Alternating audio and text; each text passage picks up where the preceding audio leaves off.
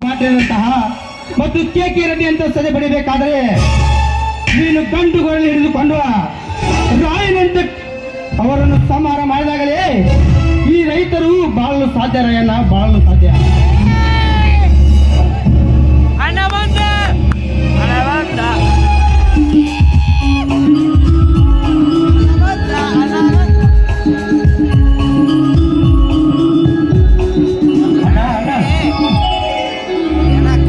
ಸುರೇಂದ್ರ ಈಗ ಬಂದಿನಪ್ಪ.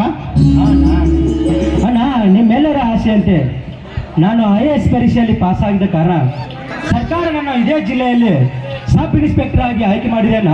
ನನಗೆ ಆಶೀರ್ವಾದ ಮಾಡಿ ಅಣ್ಣ, ಆಶೀರ್ವಾದ ಮಾಡಿ.